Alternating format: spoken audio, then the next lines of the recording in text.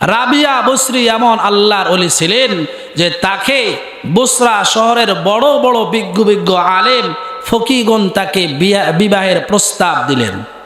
রাবিয়া বসরি বললেন, দেখেন আমি আপনাদের মধ্যে ওই লোকটাকে বিবাহ করব, একটি প্রশ্নের উত্তর যে দিতে পারবে তাকেই বিবাহ করব। তো বললেন, তোমাদের মধ্যে হতে কে পারবে? তো সকলেই বললেন, আমাদের মধ্যে বিজ্ঞ আলেম হলেন হাসান বসরি, আপনি তাকে বলেন। তো হাসান বসরি রহমতুল্লাহ আলাইকে রাবিয়া বসরি প্রশ্ন করলেন।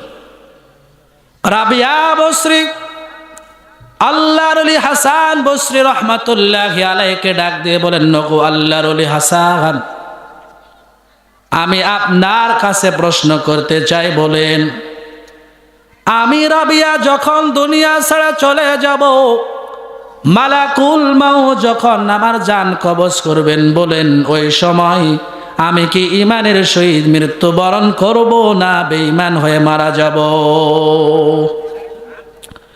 হাসান বসরি রহমাতুল্লাহি আলাইহি ডাক দিয়ে বললেন, নগো আল্লাহর ওলি রাবিয়া,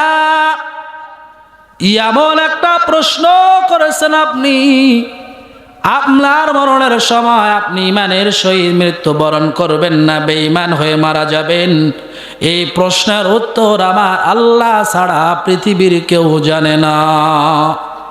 রাবিয়া বসরি আবার ডাক দিয়ে বলেন, ওগো আল্লাহর ওলি হাসান, দ্বিতীয় প্রশ্ন বলুন, আমাকে যখন আমার কবরে রাখা হবে, ফেরেশতারা মুনকার নাকির ফেরেশতা যখন আমাকে জিজ্ঞাসা করবে, মান রব্বুকা ওয়া মান নাবিয়ুকা ওয়া মান দীনুকা, যখন ফেরেশতারা আমাকে প্রশ্ন করবে, তখন কি আমার আল্লাহ তাআলা ওই ফেরেশতাদের সন্তোষজনক উত্তরকে আমি দিতে পারবো কি পারবো না? বলুন। রাবিয়া বসরিকে হাসান বসরি ডাক দিয়ে বলেন, ওগো আল্লাহর ওলি রাবিয়া, আপনি আমার এমন একটা প্রশ্ন করেছেন যে আপনার কবরে রাখার পর ফেরেশতারা আপনাকে প্রশ্ন করবেন, আপনার প্রশ্নের উত্তর আপনি দিতে পারবেন কি পারবেন না? ওই ফেরেশতাদের উত্তর আপনি দিতে পারবেন কি পারবেন না? এই উত্তরটা আমার আল্লাহ ছাড়া দুনিয়ার কোনো মানুষ জানে না।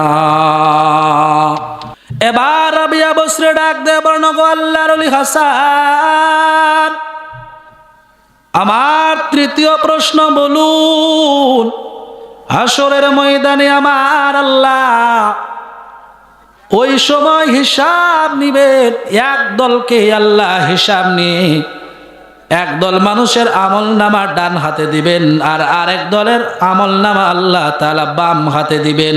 বলুন, কিয়ামতের ময়দানে আমার আল্লাহ আমার আমলনামা ডান হাতে দিবেন না বাম হাতে দিবেন? আল্লাহ তাআলার ওলি হাসান বসরি ডাক দিয়ে বললেন, নগো রাবিয়া, আল্লাহ তাআলা রব্বুল আলামিন কিয়ামতের ময়দানে হিসাব নিকাশ নেওয়ার পর আপনার আমলনামা ডান হাতে দিবেন না বাম হাতে দিবেন, এটা আমার আল্লাহ তাআলা ছাড়া দুনিয়ার কেউ জানে না, এটা একমাত্র আমার আল্লাহ জানেন। চতুর্থ প্রশ্ন রাবিয়া বসরি ডাক দিয়ে বলেন, ওগো আল্লাহর ওলি হাসান, বলুন, কিয়ামতের ময়দানে আল্লাহ তাআলা ফয়সালা করার পর একদল মানুষকে জান্নাতে দিবেন আর আরেক দল মানুষকে জাহান্নামে পাঠাইবেন। বলুন, আমার আল্লাহ আমার হিসাব নেওয়ার পর জান্নাতে পাঠাইবেন না জাহান্নামে পাঠাইবেন? আল্লাহর ওলি হাসান ডাক দিয়ে বলেন, গো আল্লাহর ওলি রাবিয়া, আপনার চতুর্থ প্রশ্ন আমি এটারও উত্তর দিতে পারলাম না, কারণ আল্লাহ আপনাকে জান্নাতে পাঠাইবেন না জাহান্নামে পাঠাইবেন, এই উত্তর একমাত্র আমার আল্লাহ জানে, দুনিয়ার কেউ জানে না। রাবিয়া বসরি ডাক দিয়ে বলো, গো আল্লাহর ওলি হাসান, মন খারাপ করবেন না, আপনি আপনাকে কষ্ট দেওয়ার জন্য আমি প্রশ্ন করি নাই, যেহেতু দুনিয়ার কোনো মানুষ আমার প্রশ্নের উত্তরগুলো দিতে পারবে না, আল্লাহ তাআলা ছাড়া কেউ জানে না, এই জন্য আমি আর বিবাহ করতে চাই না, আমার আল্লাহকে নিয়ে ব্যস্ত থাকি, আমার আল্লাহকে নিয়ে ব্যস্ত থাকবো, আমার আল্লাহর ইবাদত নিয়ে ব্যস্ত থাকবো। মুসলমান আল্লাহর গোলাম, ও আমার আম্মা জানেরা, ও মা, আপনি যদি আপনার স্বামীর খেদমত করেন, আল্লাহর গোলামি এগুলো করেন, তাহলে দেখা যাবে আপনিও কিন্তু ওই রাবিয়া বসরির মতো আল্লাহর ওলি হবেন। আপনিও কিন্তু ফাতেমা রাদিয়াল্লাহু তাআলা আনহার মতো একজন মহিলা, জান্নাতি মহিলা হতে পারবেন।